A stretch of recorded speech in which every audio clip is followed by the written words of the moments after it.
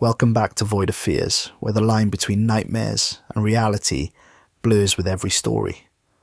Our community grows stronger with each brave soul who joins us.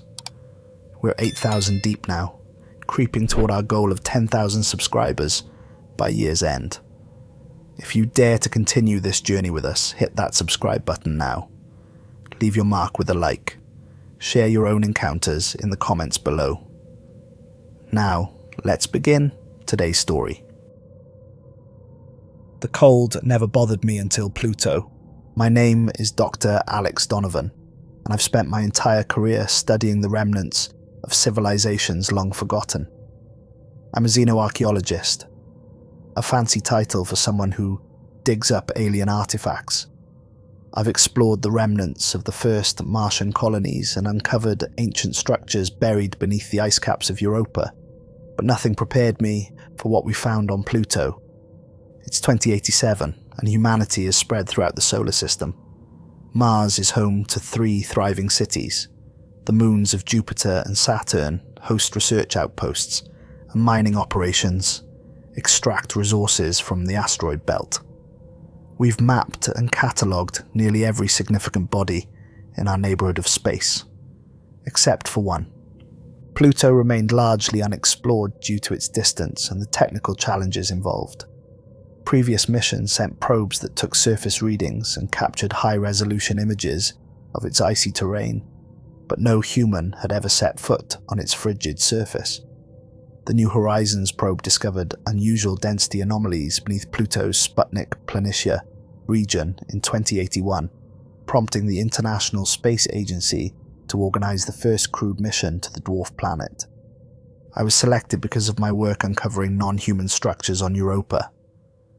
Though those turned out to be natural formations created by subsurface ocean currents, my methodical approach and expertise in distinguishing artificial structures from natural ones made me the ideal candidate for this mission.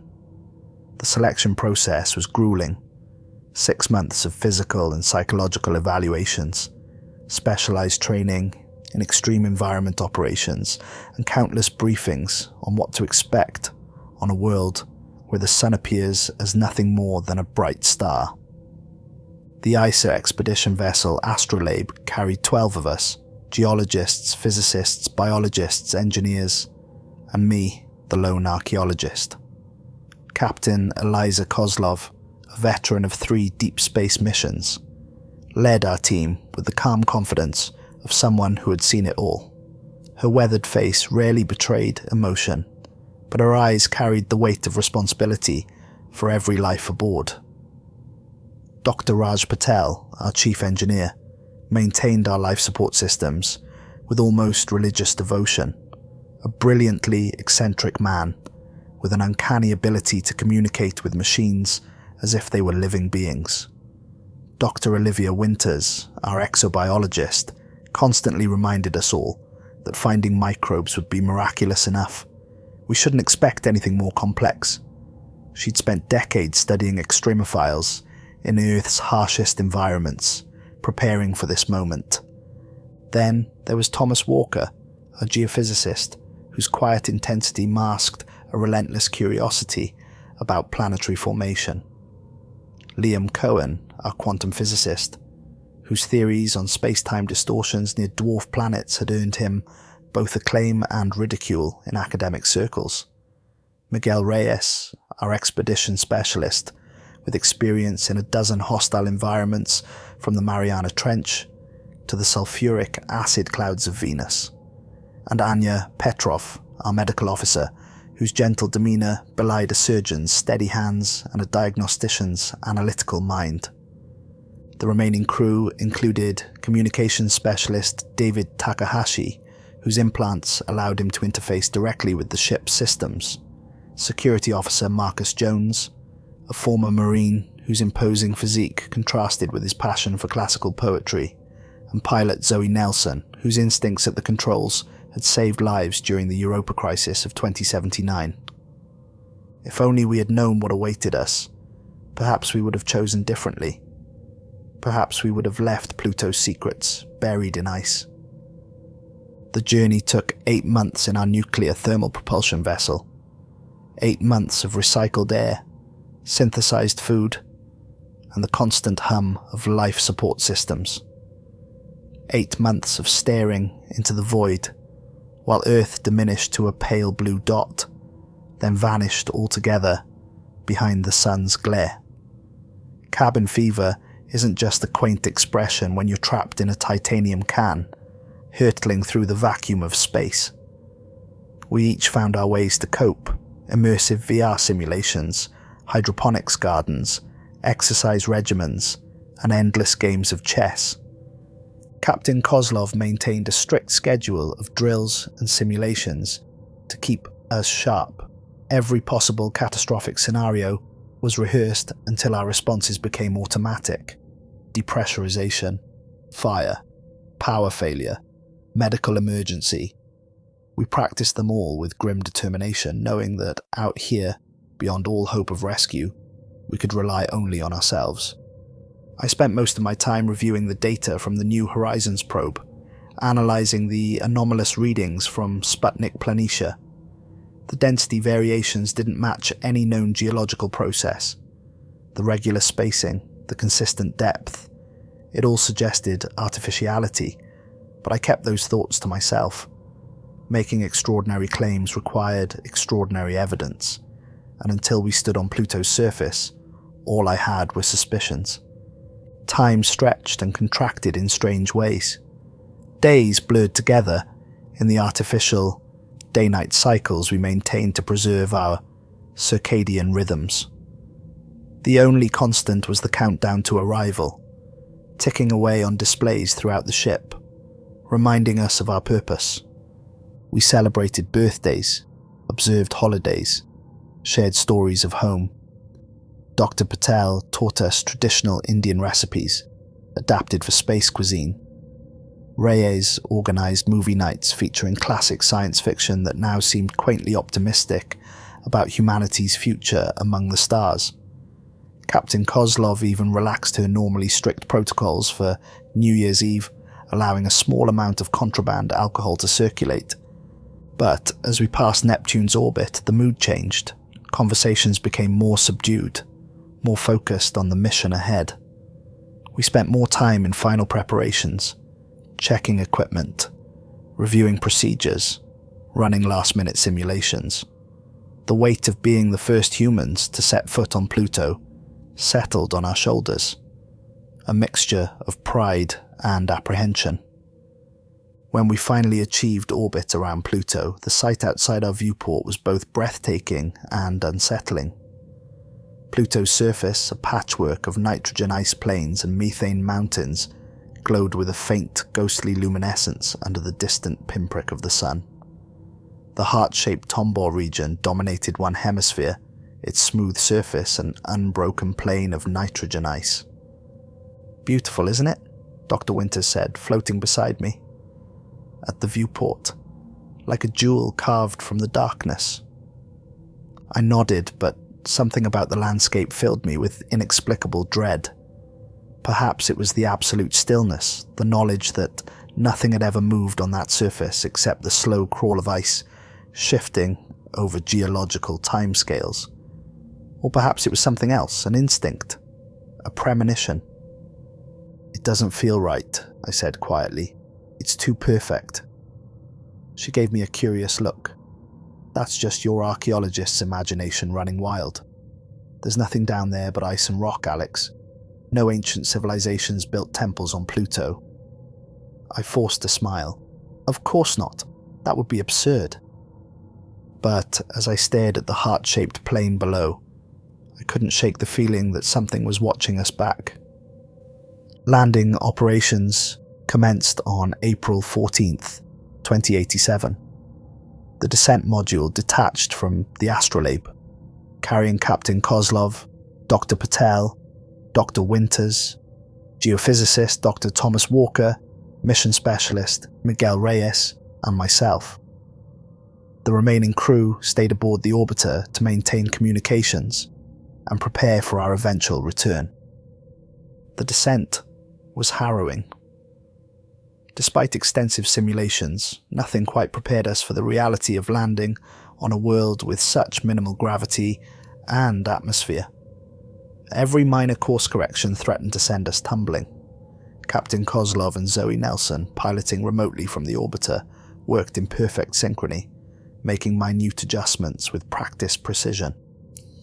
Approaching final descent, Nelson's voice crackled through the comm.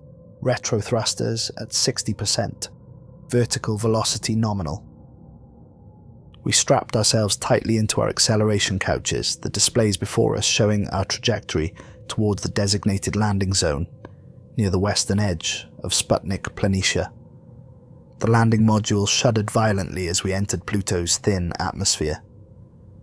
Atmospheric density higher than expected, Kozlov noted calmly, adjusting approach angle. A warning light flashed on the control panel. One of our stabilizers was malfunctioning, throwing our descent vector off by several degrees. "We're drifting off target," Nelson reported, compensating. The next few minutes were tense silence, broken only by technical exchanges between the pilots. The module lurched and vibrated as Kozlov fought for control. Outside the viewport, Pluto's surface grew alarmingly close. "Brace for impact," she announced. "Touchdown in 3, 2, 1. The landing was rougher than expected. Pluto's thin atmosphere provided almost no resistance, making precision landings difficult. We touched down approximately 2 kilometers from our intended landing zone, near the western edge of Sputnik Planitia. "Welcome to Pluto, everyone," Captain Kozlov announced as the descent thrusters powered down. "Outside temperature is a balmy minus 387 degrees Fahrenheit. I suggest you dress warmly." Her attempt at humour did little to dispel the tension we all felt. We were farther from home than any humans had ever been, standing on a world so cold that oxygen would freeze solid on its surface. Post-landing checks revealed minor damage to the module's exterior, but all critical systems remained functional. The communications array required some adjustment to maintain a clear signal to the orbiter, a task Dr. Patel handled with his usual efficiency. "We've made history," Captain Kozlov declared once the immediate concerns were addressed. "The first humans to set foot on Pluto. Let's make sure we do it right."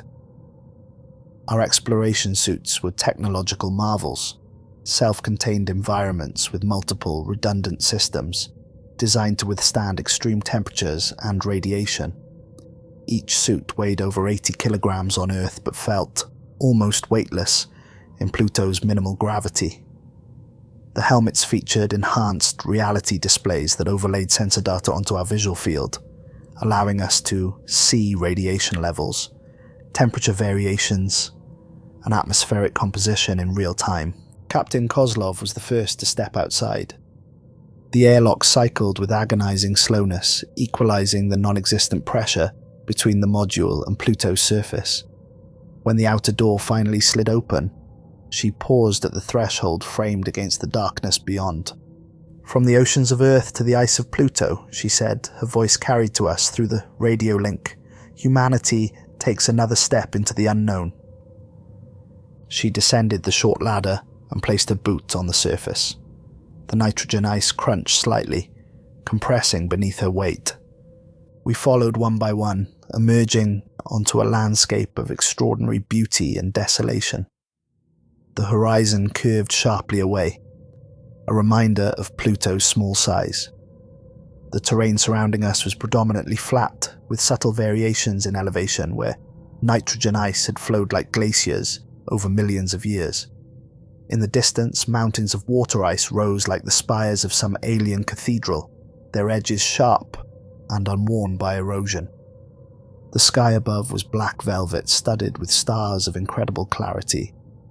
The sun, though dim, cast enough light to see by, a perpetual twilight that painted everything in shades of blue and grey. Earth was invisible to the naked eye, lost in the sun's glare from this distance. "My God," Dr. Winters breathed. "It's perfect, pristine, untouched for billions of years." Dr. Walker had already begun taking samples, carefully extracting cores of ice for analysis back in the lander.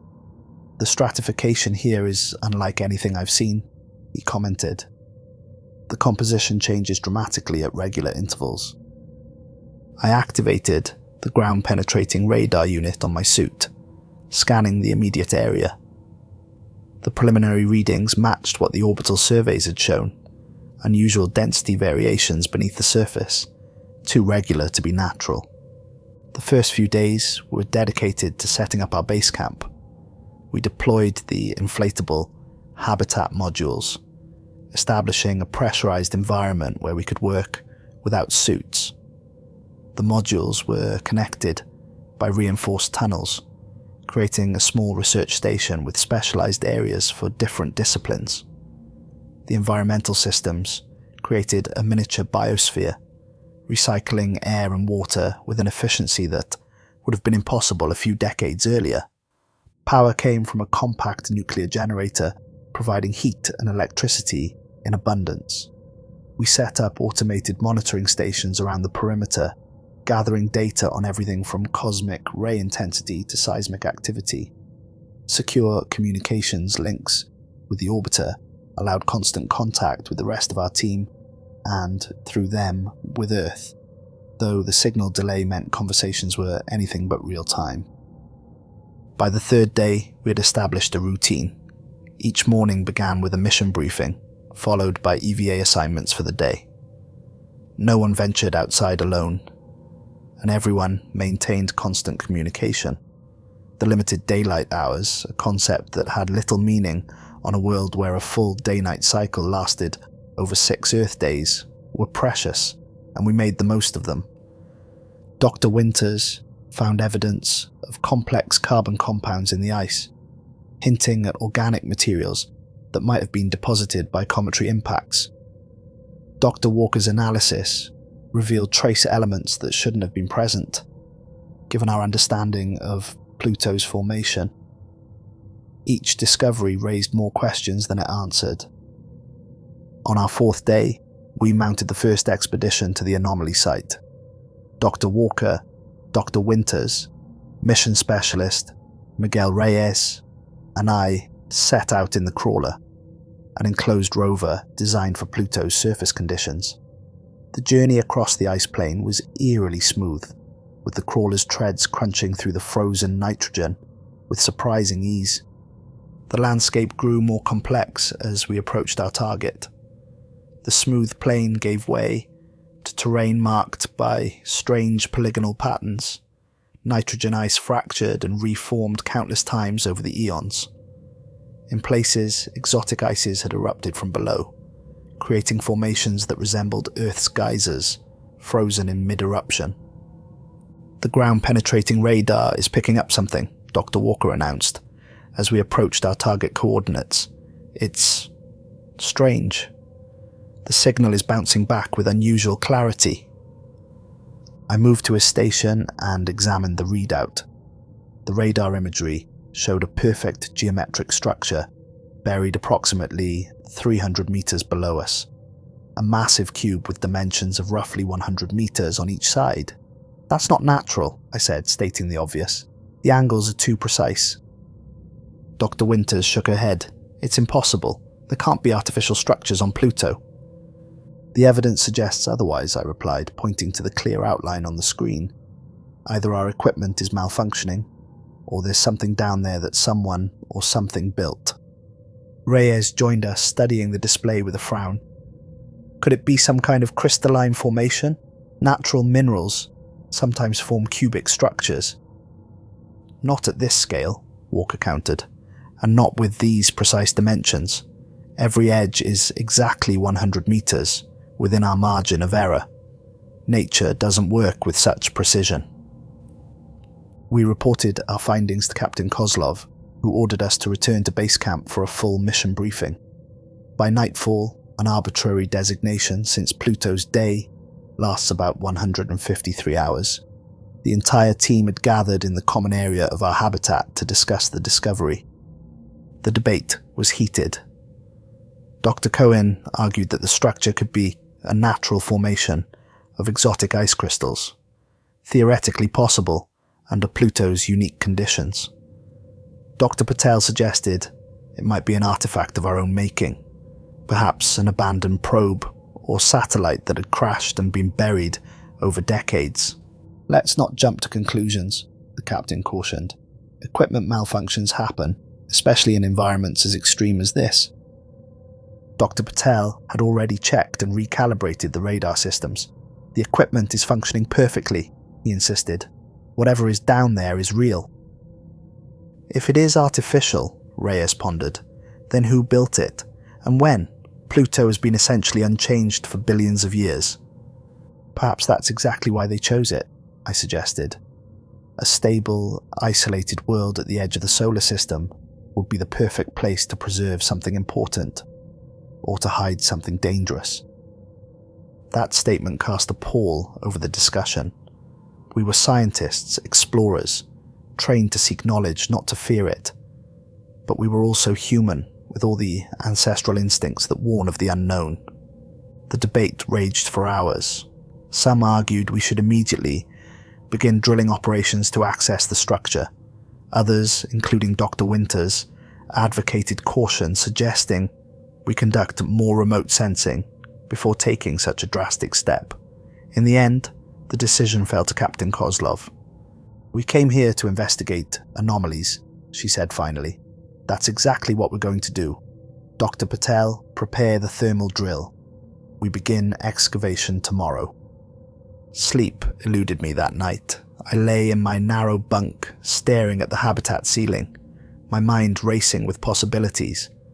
Throughout human history, archaeologists had uncovered remnants of ancient civilizations, pushing back the timeline of our own species' development.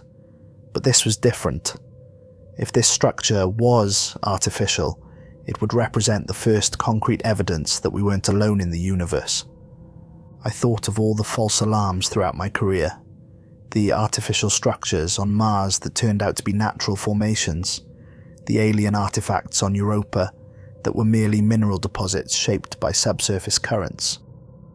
The field of xenoarchaeology was plagued by wishful thinking and premature conclusions. I had built my reputation on careful skepticism, on rigorous methodology that eliminated natural explanations before considering artificial ones. But this was different. The perfect geometry, the uniform dimensions, the regular spacing, everything pointed to intelligent design. And that realization filled me with both excitement and dread. I must have drifted off eventually because I woke to the sound of the habitat's morning alert. The common area was already bustling with activity when I arrived. Dr. Patel and his team were running final checks on the thermal drill, a massive device that used focused heat to melt through ice without damaging whatever lay beneath. "Morning, sleepyhead," Dr. Winters greeted me, handing over a steaming cup of synthetic coffee. "Ready to make history or debunk another alien conspiracy?" "I'm reserving judgment until we see what's down there," I replied, accepting the cup gratefully. But I have to admit, I've never seen readings this convincing. She nodded thoughtfully. "I know. That's what worries me. If it is artificial, then we have to consider the implications. We're not talking about ancient human structures here. We're talking about something that shouldn't exist." The drilling operation began at what we designated as 0700 hours that morning. The thermal drill used superheated steam to melt through the nitrogen ice, creating a shaft wide enough for our exploration equipment. Captain Kozlov had decided on a location directly above the center of the cube-shaped structure, giving us the best chance of accessing its interior. The drill's progress was monitored on displays throughout the habitat. Each meter of descent was carefully recorded, with samples collected at regular intervals. The composition of the ice changed subtly as we went deeper. More contaminants, different crystalline structures, variations in density that told the story of Pluto's geological history. Dr. Walker analyzed each sample with growing excitement. "There are compounds here that shouldn't exist naturally," he reported. "Complex organics, trace elements in configurations I've never seen before." Progress was slow but steady. By the end of the first day, we had reached a depth of 70 meters. The drill operated continuously, monitored in shifts by teams of 2. I took the night watch with Dr. Cohen, studying the readouts while the physicist theorized about what we might find. If it is alien in origin, he mused, it would completely rewrite our understanding of our place in the universe. But more than that, it would give us insight into how another intelligence approached problems, how they engineered solutions, how they thought. Assuming we can understand any of it, I countered. Their technology, their symbology, their purposes might be completely incomprehensible to us. He smiled. That's where you come in, isn't it? The archaeologist, the interpreter of the past. If anyone can make sense of an alien artifact, it would be someone trained to understand cultures separated by time and context. His confidence was flattering, but misplaced. My expertise was in human cultures, human symbols, human artifacts. An alien intelligence might operate on principles so foreign that I would be as baffled as anyone else. The next 2 days followed the same pattern. The constant hum of the drill, the gradual descent into Pluto's crust, the growing anticipation. The mood in the habitat grew increasingly tense as we approached the anomaly's estimated depth. Even the skeptics among us had fallen silent, watching the monitors with undisguised anticipation. At a depth of 240 meters, something changed. We're getting resistance, Dr. Patel reported, monitoring the drill's performance. The composition is changing. The readings showed a material denser than any ice we had encountered, something that absorbed the drill's heat without melting.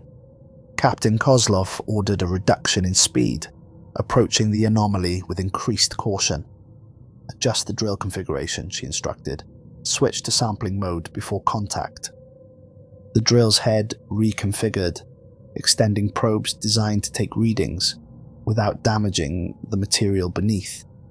But before it could complete its reconfiguration, the sensors showed a sudden drop in pressure. The drill had broken through into some kind of cavity. Pull it up, Captain Kozlov ordered. Slowly. As the drill retracted, we gathered around the monitors, displaying the feed from the cameras mounted on its shaft. The imagery was grainy at first, obscured by ice particles and steam. Then, as the cameras stabilized, we saw it. A perfectly smooth tunnel extending horizontally from the bottom of our drill shaft. That's not natural, Dr. Walker whispered, echoing my words from days earlier. The tunnel walls reflected our lights with a dull, metallic sheen. They were composed of a material none of us could identify. Not ice, not rock, but something that seemed to absorb light rather than reflect it. Dr. Cohen ran a spectrographic analysis. It's not registering properly, he reported, confusion evident in his voice. The composition keeps shifting. It's some kind of optical illusion, Dr. Winters suggested, an effect of the lighting or the camera. But as we watched, it became clear that the material itself was changing, its molecular structure rearranging in response to our observation. It was technology so advanced, it might as well have been magic to us. Captain Kozlov made the decision quickly. We need to see this up close. Dr. Donovan, Dr. Walker, Specialist Reyes, and I will make the initial descent. The rest of you monitor from here and maintain constant communication.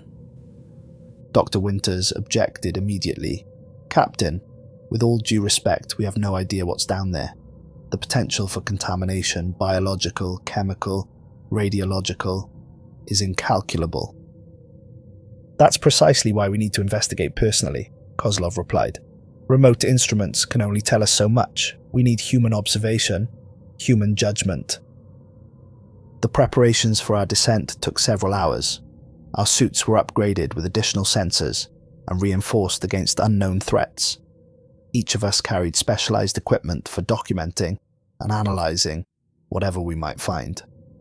The communication system was enhanced to ensure uninterrupted contact with the habitat. The descent through the drill shaft was claustrophobic. We were lowered one by one in a cage-like elevator attached to a carbon nanotube cable. The journey took 20 minutes, with the temperature dropping steadily as we descended deeper into Pluto's crust. When we reached the bottom, we found ourselves standing at the entrance to the tunnel we had seen on the monitors. Up close, it was even more unsettling. The passage was a perfect circle, 3 meters in diameter, extending into darkness beyond the reach of our lights. "Stay close," Captain Kozlov instructed as we activated our suit lights and stepped into the tunnel. The material beneath our boots was completely smooth, offering just enough traction to walk normally. Despite the low gravity, the walls were covered in markings, lines, curves, and symbols that defied any linguistic pattern I had ever studied. "Are you recording this?"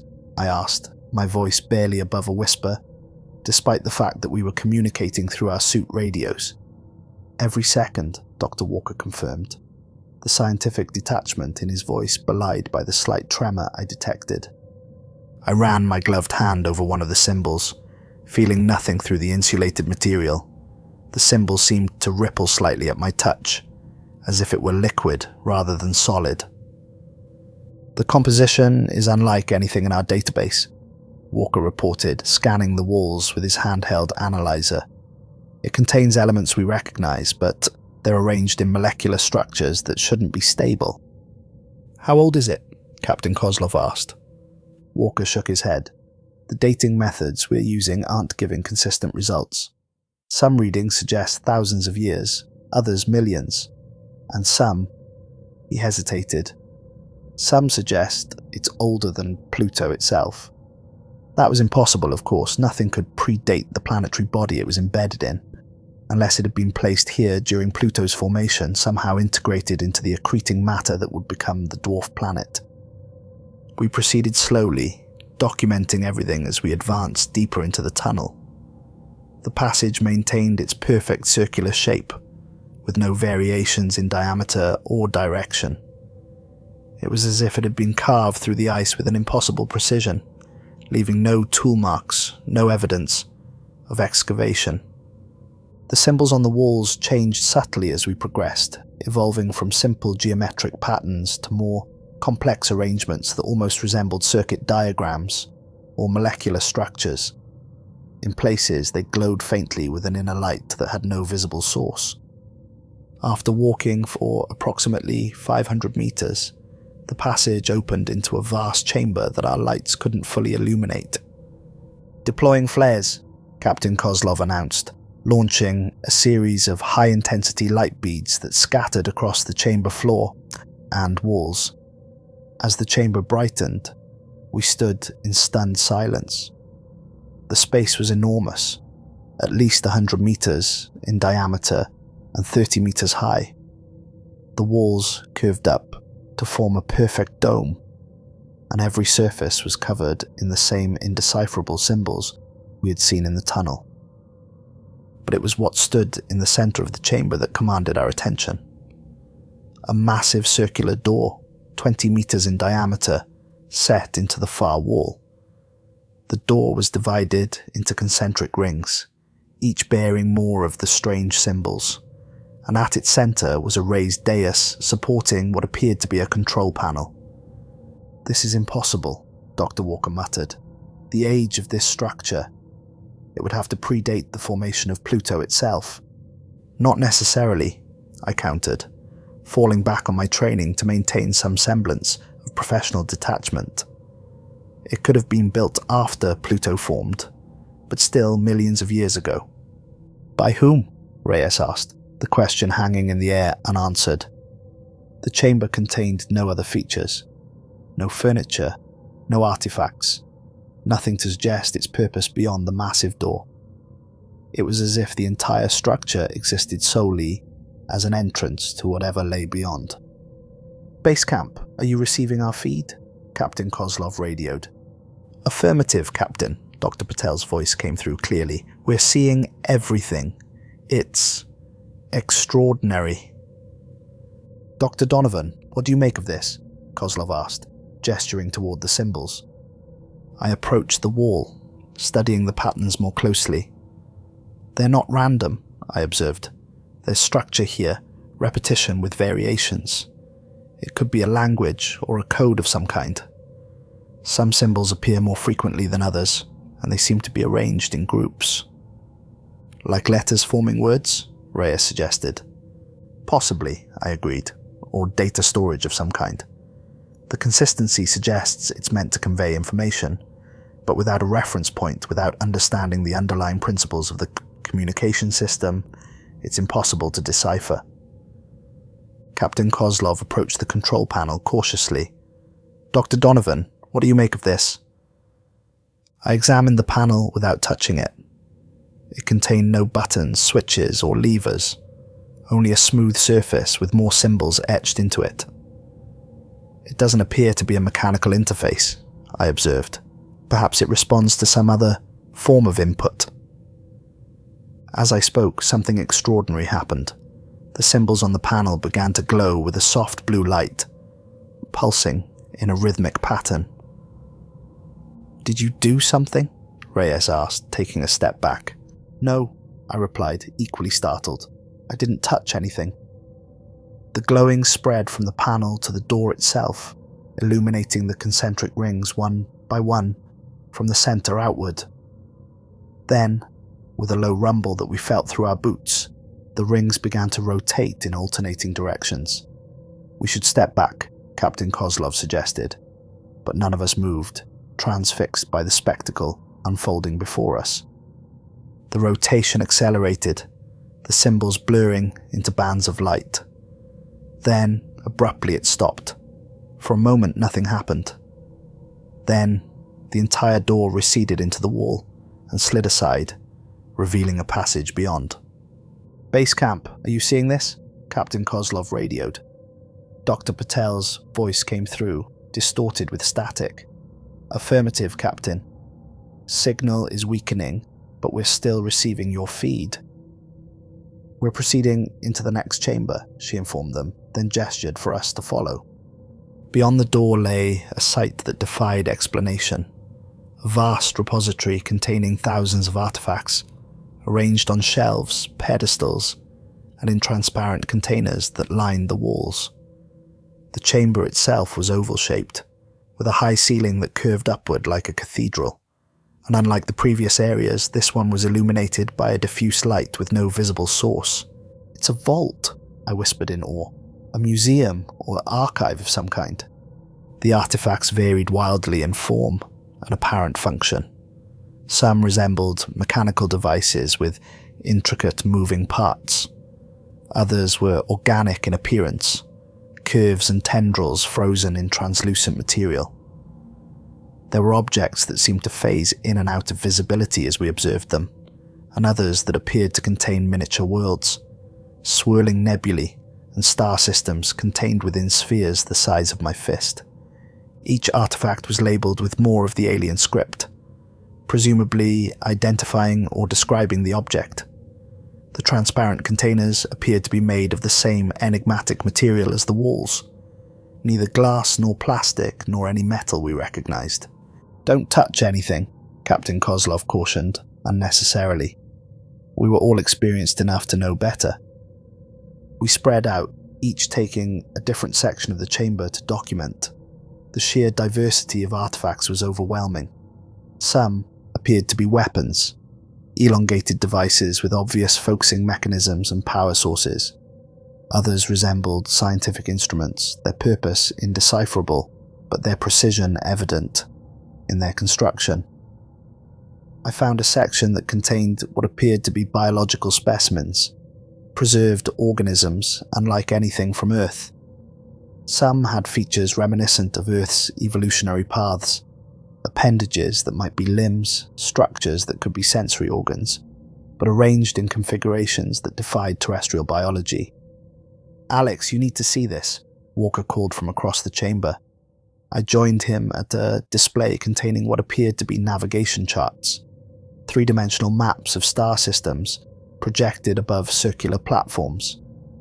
One of the projections showed a familiar arrangement, our own solar system, but with subtle differences.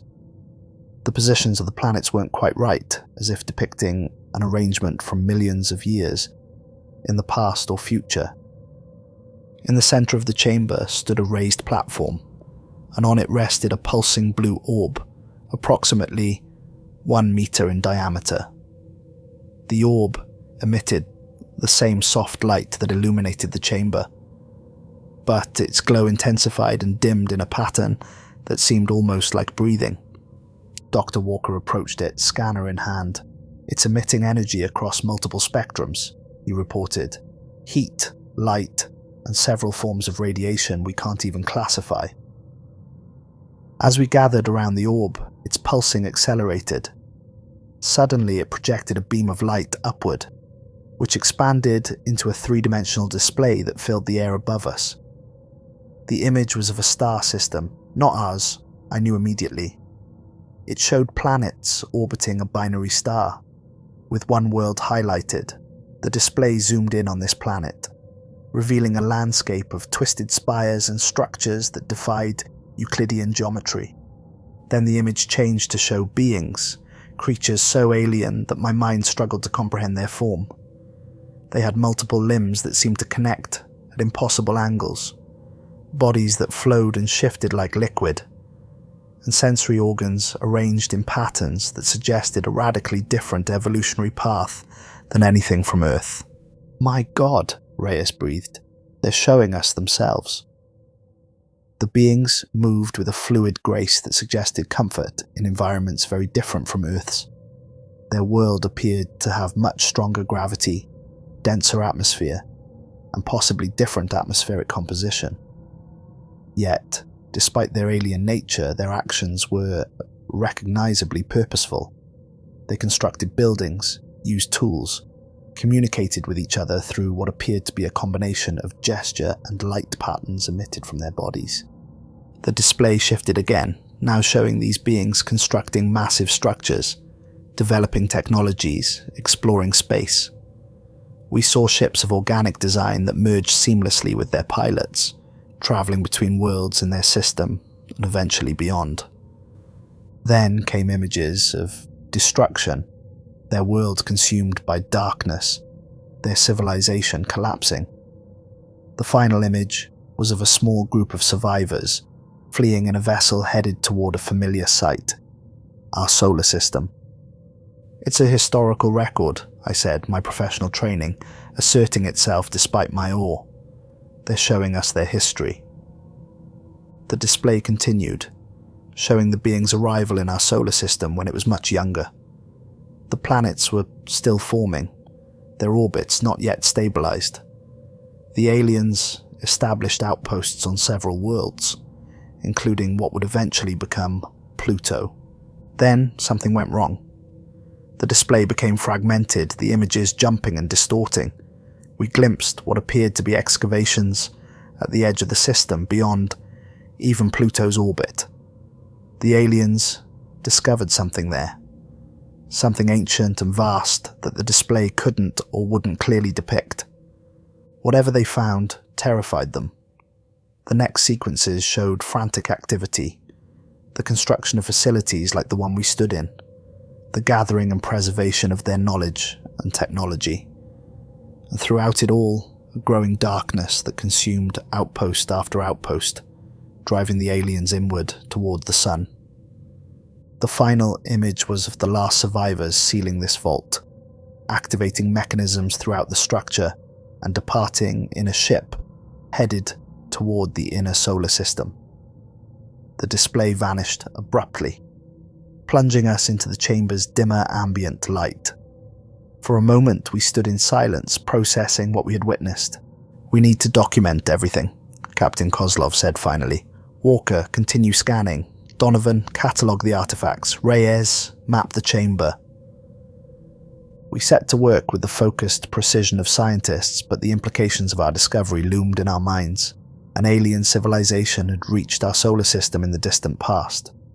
They had constructed this vault on Pluto, filling it with their knowledge and technology. But why? What had happened to them? And why leave this record buried where it might never be found? "Captain," Reyes called from a far corner of the vault, There's another passage here." We joined him at what appeared to be yet another doorway, smaller than the first but similar in design. It was sealed, with no visible control panel or opening mechanism. "Perhaps it operates on the same principle as the main door," I suggested, studying the symbols etched around its perimeter. "It might respond to our presence or some other form of passive interaction." Dr. Walker ran his scanner over the door. "There's definitely a space beyond. The readings suggest another chamber, roughly half the size of this one." As I examined and photographed the artifacts near the sealed door, I noticed something troubling. Many of them showed signs of damage, not from age or neglect, but what appeared to be deliberate sabotage. Components had been removed, connections severed. It wasn't preservation, it was disabling. "Captain," I called out, "I think these artifacts were intentionally disabled before they were stored here." Kozlov joined me, examining the damaged objects.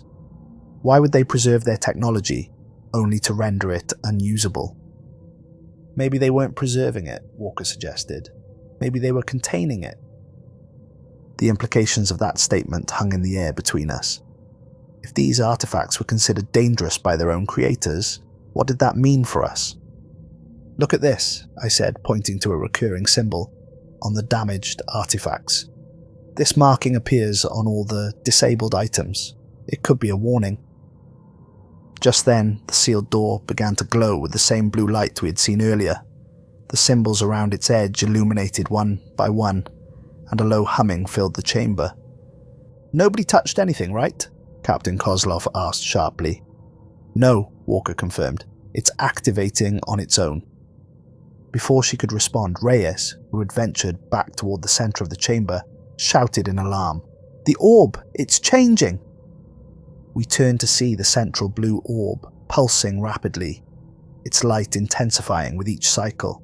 The humming grew louder, and the symbols throughout the chamber began to glow in sequence, as if information was flowing through the very walls.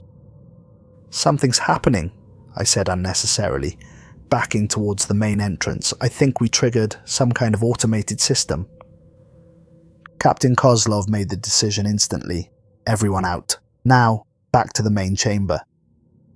But as we turned to leave, the first door, the massive circular entrance through which we had entered, began to close, its concentric rings rotating in reverse of their earlier movement. "Run!" Kozlov shouted, and we sprinted towards the narrowing opening. Reyes made it through first, then the captain. I was next, squeezing through the diminishing gap. Walker was last, diving through the opening moments before it sealed completely.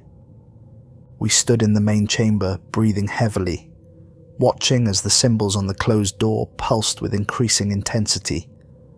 "Base camp," Captain Kozlov radioed. "We're withdrawing immediately. Something's been activated, and we don't know what it does." "Only static," answered her.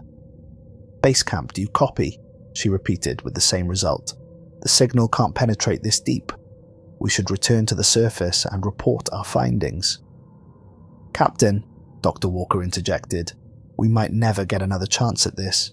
We need to see what's happening." She hesitated, weighing her responsibilities as our leader against the unprecedented opportunity before us. Finally, she nodded. 15 minutes. Then we head back regardless of what we find. The closed door continued to pulse, the light patterns becoming more complex. Then, with a sound that was more felt than heard, it began to reopen. "Be ready to move," Kozlov warned, hand hovering near the emergency propulsion unit on her suit, a last resort device that could launch her back through the tunnel at dangerous speeds. As the door opened fully, we saw that the chamber beyond had transformed. The artifacts remained, but the central orb had expanded, now nearly 3 meters in diameter. It hovered above its pedestal, surrounded by a complex web of light that formed three-dimensional symbols in the air, and at the far end of the chamber, the smaller sealed door had opened, revealing the space beyond. "Proceed with extreme caution," Captain Kozlov ordered as we re-entered the vault. "Touch nothing, record everything." The orb pulsed as we passed, but it did not react to our presence beyond that. The newly opened passage drew us forward into a chamber very different from the others. The chamber beyond was smaller than the vault, with a markedly different purpose. Instead of artifacts on display, it contained a series of pods arranged in a circle around a central column. Each pod was approximately 2 meters long, made of the same dark material as the walls, but transparent on top, and inside each pod lay the remains of one of the beings we had seen in the holographic display. They were preserved perfectly, though many appeared damaged, limbs severed, bodies torn apart. It was immediately clear that they had died violently before being placed in these containers. A burial chamber, I suggested, moving closer to examine one of the pods, or perhaps stasis units that failed. The preservation was remarkable. After what must have been millions of years, the alien tissues showed no signs of decay. Their bodies confirmed what the holographic display had shown: fluid forms with multiple limbs, sensory organs unlike anything on Earth, and an internal structure visible through their translucent skin that defied terrestrial biology. These weren't natural deaths, Walker observed, scanning one of the bodies. The tissue damage patterns suggest extreme force. They were killed by something. The central column rose from floor to ceiling, covered in more of the alien script. At its base was another control panel, similar to the one that had opened the first door. Dr. Walker approached it cautiously. The design is consistent with the previous interface. It might activate in the same way. "Walker, wait," Captain Kozlov began. But it was too late. Before anyone could advise caution, he placed his hand on the panel's surface. Immediately the column hummed to life, and a new holographic display appeared. Not above us this time, but surrounding us on all sides. Unlike the historical record we had witnessed before, this display showed something very different, what appeared to be research logs or journals. The alien beings were shown examining what looked like samples of space itself, sections of void contained within energy fields. As the logs progressed, the beings became increasingly agitated, their fluid forms moving in patterns that conveyed alarm even across the species barrier. Then the display showed a massive excavation on what we recognized as the edge of our solar system, beyond even Pluto's orbit. The aliens had discovered something there, something ancient and vast. The images became jumbled and distorted, as if the recording itself had been damaged.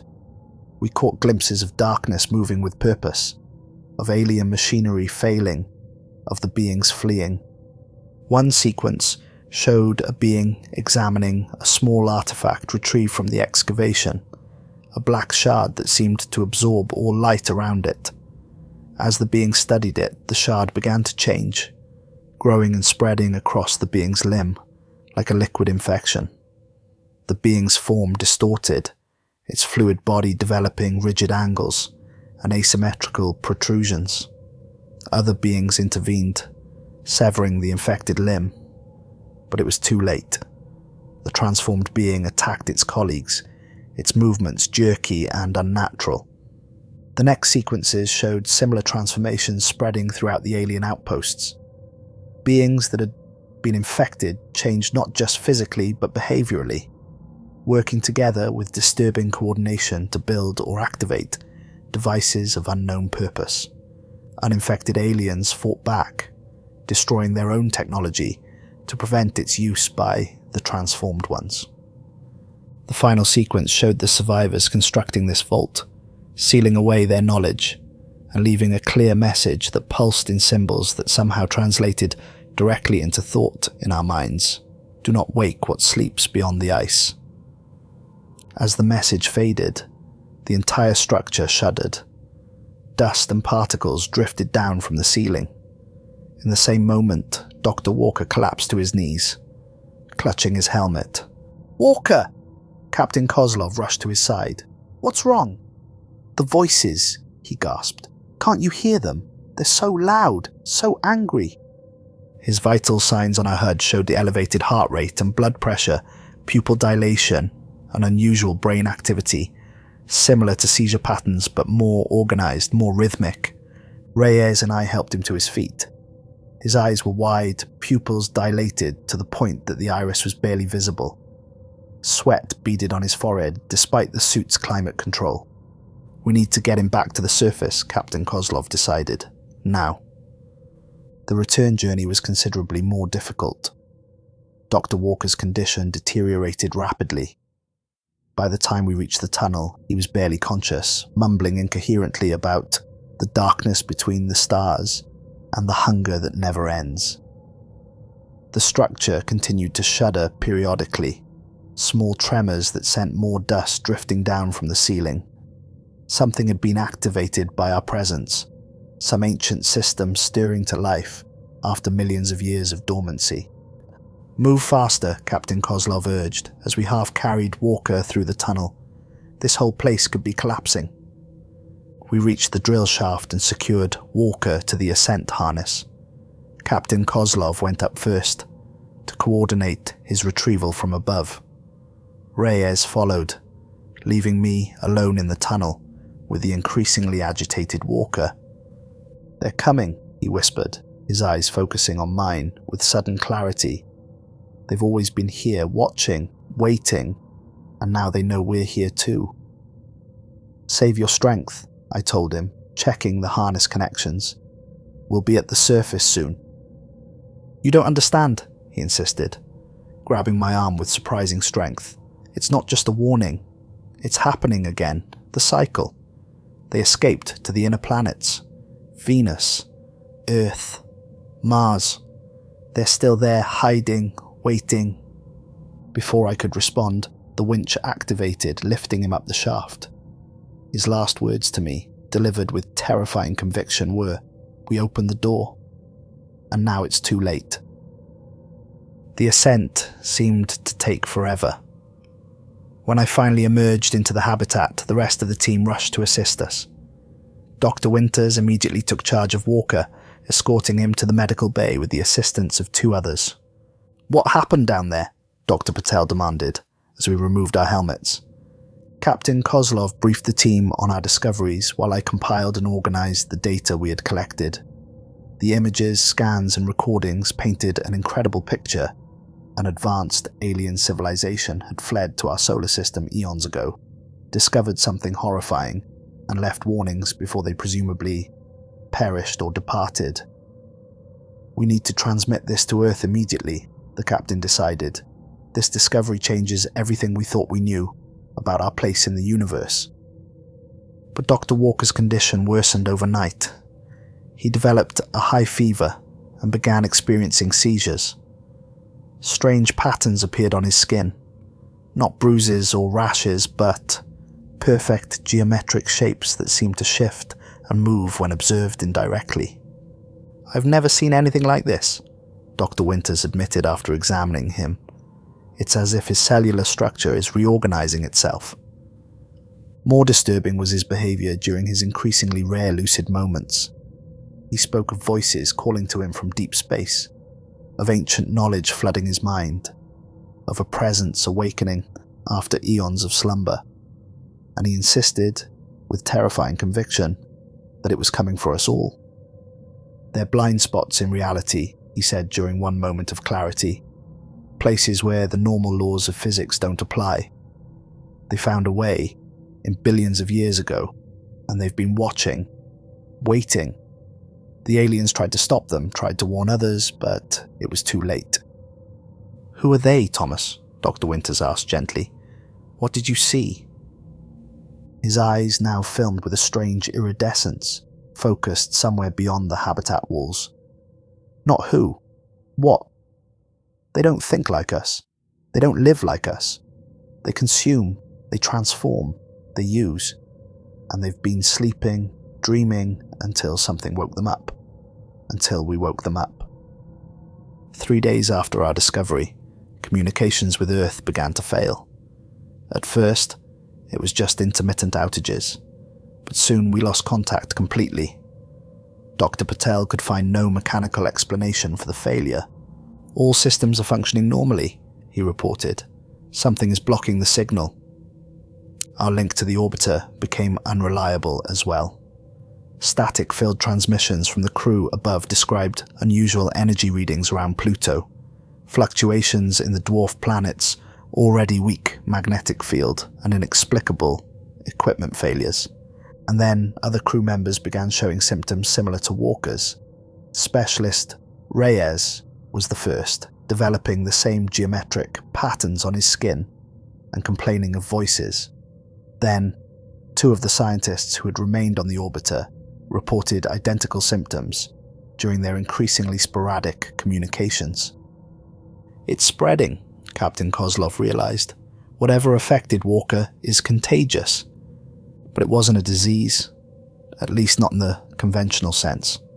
Medical scans showed no pathogens, no foreign organisms, no cellular damage. Instead, Walker's DNA itself was changing, rearranging in patterns that Winters couldn't identify or explain.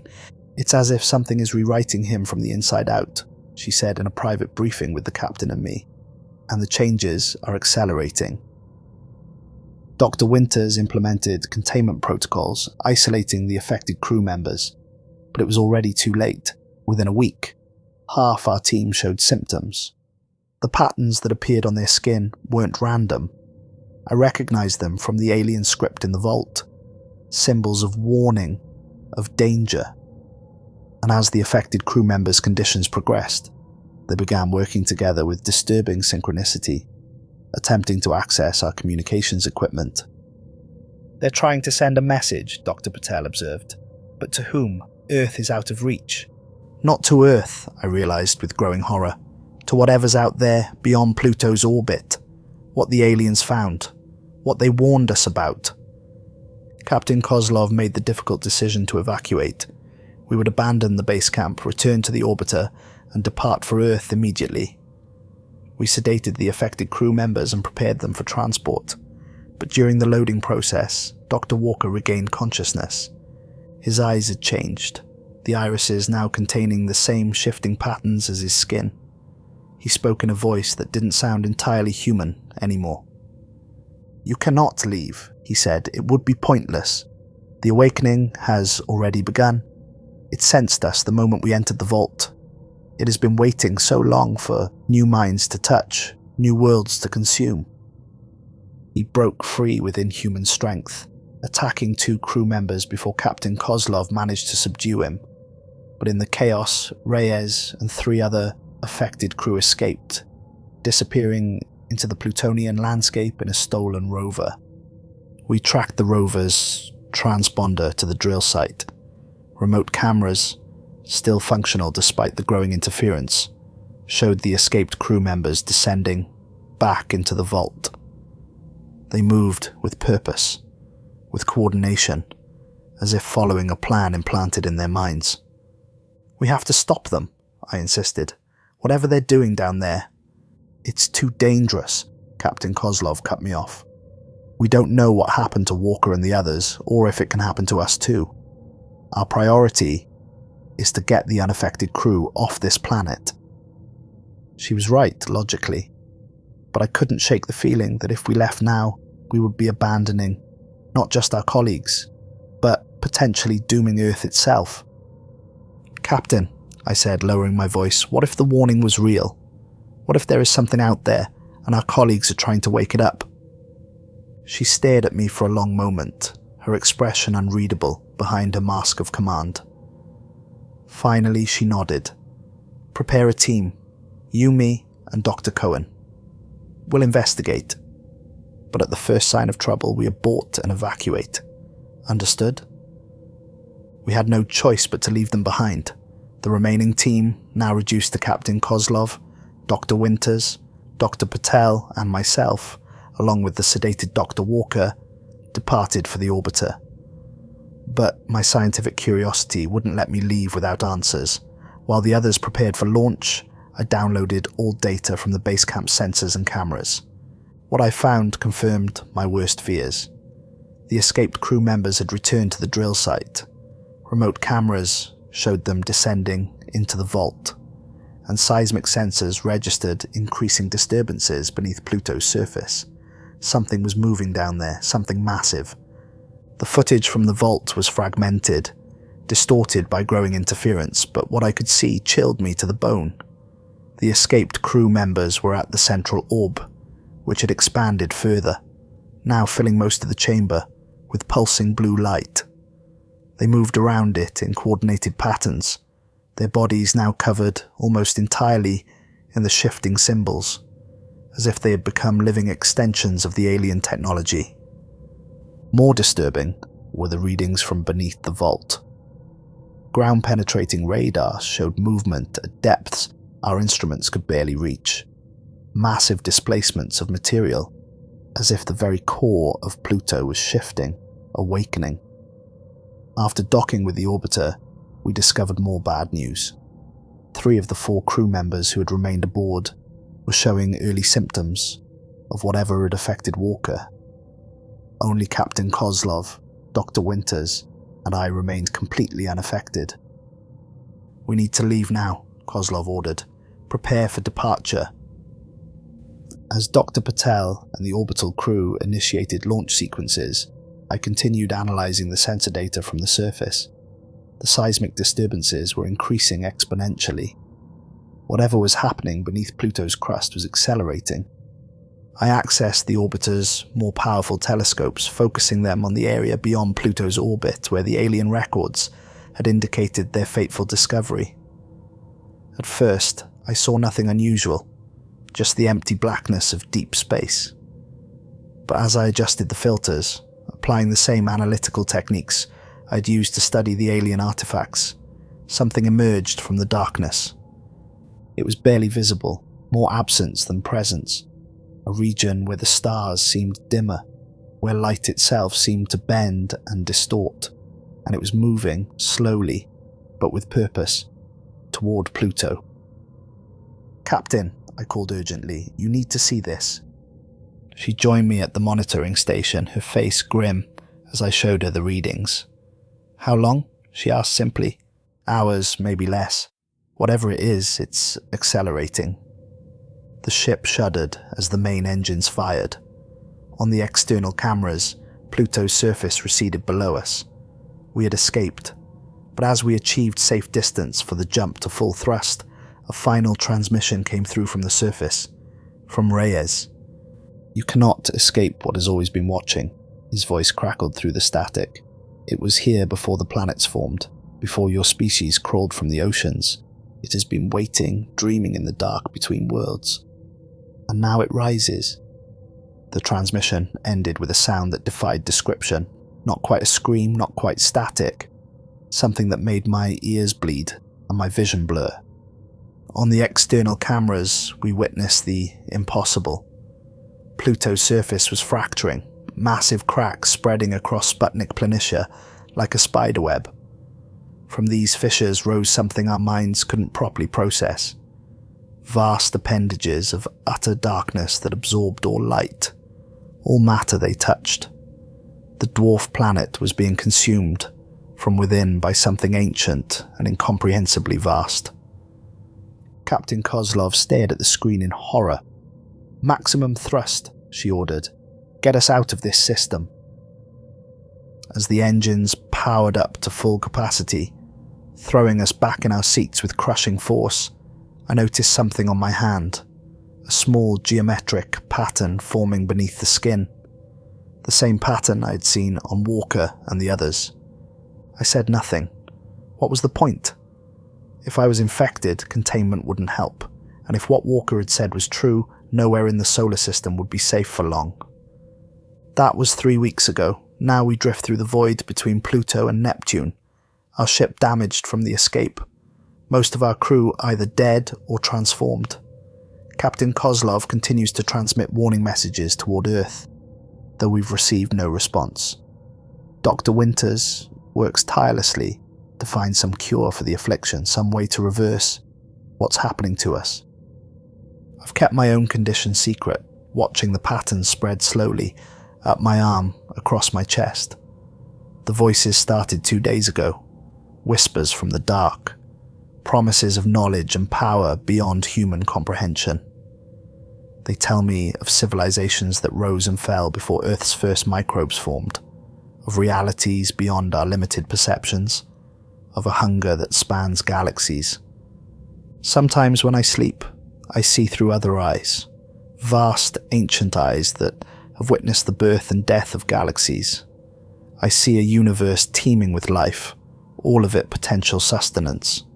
I see worlds consumed, transformed, repurposed. I see Earth, blue and vulnerable, waiting for what comes from the dark. I understand now what the aliens discovered, what they tried to warn us about. There are things in this universe older than time itself, entities that slumber in the spaces between worlds. Our expedition woke one such entity, and now it comes, not just for Pluto, not just for our solar system, but for all worlds, all life. Dr. Winters noticed the patterns on my neck this morning. She didn't say anything, but her eyes told me she knows. The sedatives will come soon, I expect.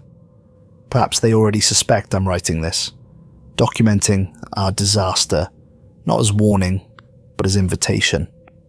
Because that's what the voices want. They want to be known, to be feared, to be worshipped. They feed on more than matter. They consume emotion, thought, suffering. The aliens understood this too late. They tried to quarantine the infection to hide their knowledge where it would never be found. But they underestimated human curiosity, human hubris. Captain Kozlov decided yesterday to change course. Instead of returning to Earth, we're heading toward the Sun. A desperate plan, using our remaining fuel to achieve solar impact, preventing any possibility of the infection reaching humanity. She believes it's contained to our ship, that destroying ourselves will save our species. She's wrong. What was awakened on Pluto doesn't need us anymore. It has already set events in motion that cannot be stopped. The patterns spreading across my skin are not just symptoms. They're receivers, transmitters, conduits for a will that spans light years. Through us, it learns. Through us, it prepares. I should feel horror at what I'm becoming, at what I'm helping to unleash. But the voices soothe those concerns, replacing them with a terrible calm, a serene acceptance of the inevitable. Earth will fall, as countless worlds have fallen before. Life will not end, but transform, becoming vessels for something greater, older, hungrier than anything humanity has ever conceived. This may be my last lucid entry. The patterns have reached my face now, circling my eyes, rewriting my vision. The others will act soon, separating me from communication systems, perhaps jettisoning me into space. It won't matter. The message has already been sent, echoing through the void toward that patient darkness. If anyone receives this warning, know that it's already too late. Do not follow us. Do not send rescue. Quarantine the entire outer solar system if you can, though I doubt even that would help now. Because in the darkness beyond Pluto, between the orbits of distant worlds, something ancient has awakened, and it's coming home. The strangest part, as the patterns complete their transformation of my body, as my humanity slips away thought by thought, I find myself welcoming what comes next. The voices promise transcendence, elevation beyond the limits of human existence. They offer perfect knowledge, perfect unity with something vaster than galaxies. Dr. Winters is at the door now. Her expression is a mixture of sorrow and determination. The syringe in her hand contains enough sedative to keep me unconscious until we reach the Sun. She believes she's preventing me from interfering with our final mission. But it's too late. The entity knows our plan. Through me, through the others, it has already prepared countermeasures. The ship's systems will fail at the critical moment. Our trajectory will change, and we will become the harbingers of what comes after humanity. I hear Captain Kozlov approaching as well. These will be my final written words as the person I once was. To anyone who finds this record, I'm sorry for what we've done. I'm sorry for what comes next. Look to the outer darkness. Watch for the stars that go out, one by one. It's already on its way.